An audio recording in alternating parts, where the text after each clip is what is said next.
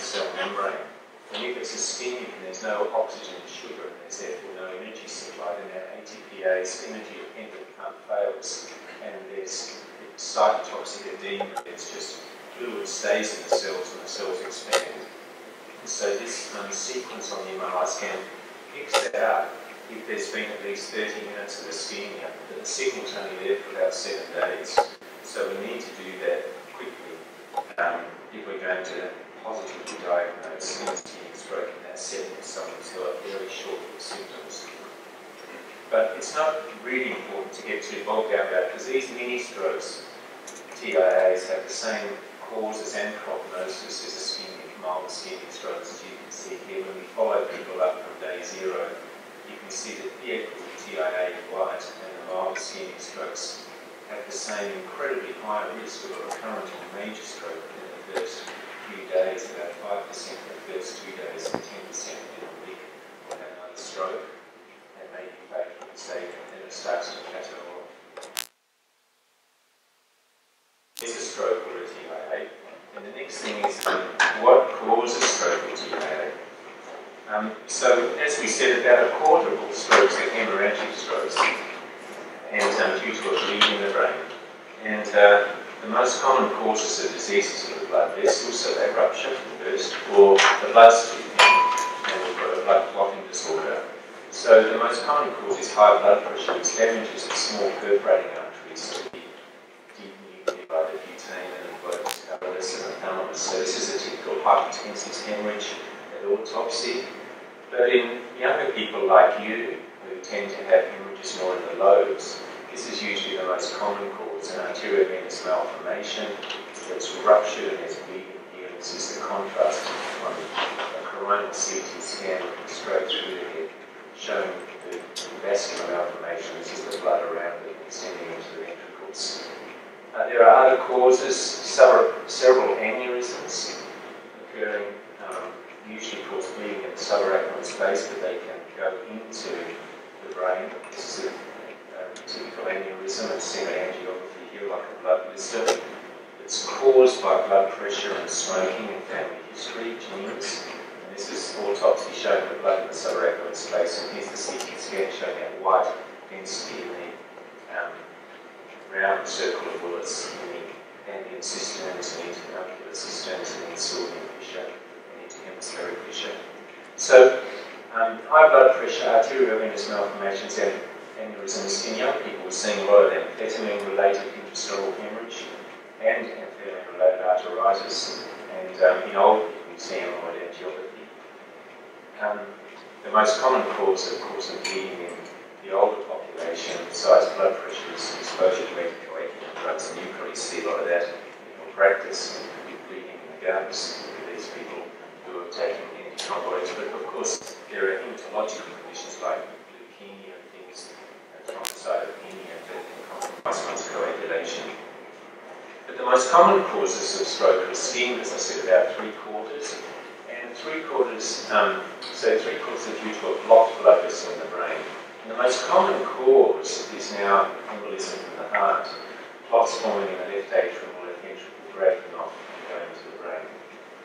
And the most common cause of cardioembolic stroke is atrial fibrillation. So this is the heart of autopsy, this is the left ventricle, this is the left atrium, here's the mitral valve, and you can see a little clot here in the left atrium. So this is an atrium that's fibrillating. So when the heart's exposed to hypertension, it hypertrophies and there's diastolic dysfunction, which leads to back pressure and dilatation of the atrium, ischemic heart disease, valvular heart disease, and thyrotoxicosis are the main cause of a fibrillating or irregular beating left atrium. When the atrium doesn't beat regularly and it fibrillates, it doesn't, blood stagnates instead of getting pumped straight through, and it often stagnates in the left atrial appendage. And you know that when blood's fallen out of someone's tooth and lands on the floor of your dental surgery, it clots, because when it's still, it clots. So stagnant blood clots, and that's what's the problem here. It's a fibrillating rather than contracting atrium. It's feeling just like a bag of worms, and there's stasis and coagulation. So And this is another example. So that's the left atrium with atrial fibrillation occurs on entrance, the rest of the epicardial. This is the left ventricle, this is the apex of the heart, this is the chest wall up here, that's the right atrium and right ventricle. So we often see clots from the left atrium AP. But another cause of embolism to the heart is here, when someone's had a heart attack and the segment of the heart, like at the apex here, is not contracting because it's dead, because the coronary artery is being blocked. And so myocardial infarction with apical akinesis can predispose to clot formation, and then the clot breaks off and goes up to the brain. So besides cardiogenic embolism, the second most common cause of stroke is atherothrombosis or atherosclerosis in the aortic arch and extracranial and intracranial large arteries, the carotid arteries and the vertebral arteries. So what causes atheroma? Well, you all know that the four horsemen of the apocalypse of stroke, atheroma, high blood pressure, diabetes, smoking, and hyperlipidemia or high cholesterol, which leads to this build-up in the wall of the artery of this lipid-rich muck.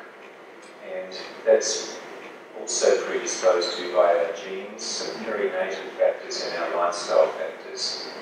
And this is a sort of stable-looking plaque with a nice thick wall, and it's an eccentric plaque.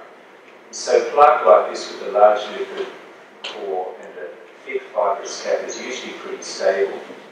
And to me, it's thinking simply, it's a bit like a volcano that's just lying dormant for a long time. But then something happens that makes this plaque become inflamed.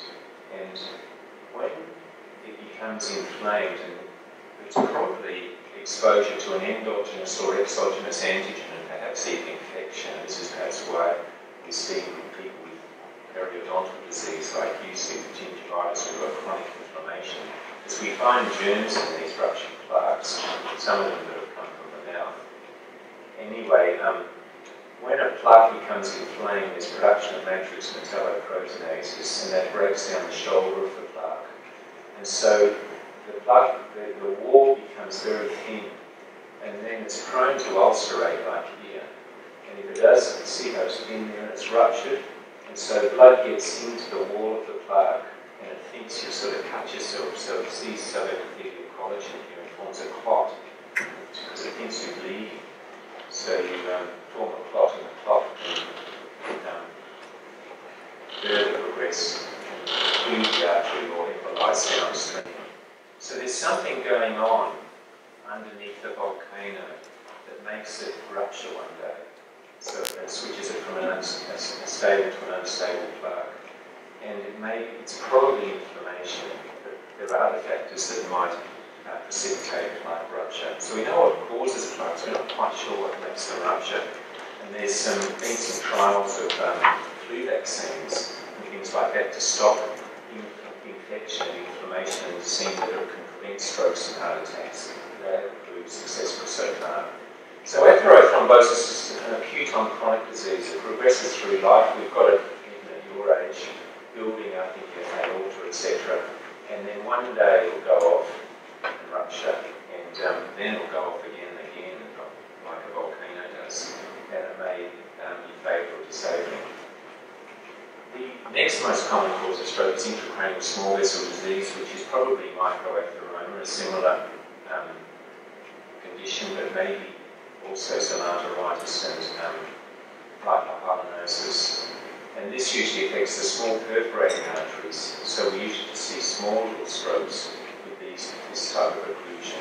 But it can be quite critical, because as you can see, the face, arm and leg fibres from the cortex all come down and converge to the internal capsule. So if you have a stroke, including just a single perforator here taking out the capsule, you'll take out your leg, arm and face with its motor fibres or the sensory fibres coming up to the leg, arm and face part of the cortex, and one will be left with a heavy sensory motor deficit.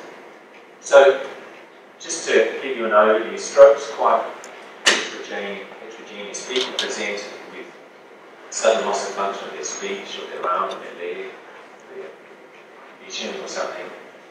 Of a sudden onset, it may not be a stroke, it may be a tumour, it may be multiple sclerosis, maybe it's vision, maybe it's hypergenic. There are lots of other non-vascular causes, people could use these vasculars, use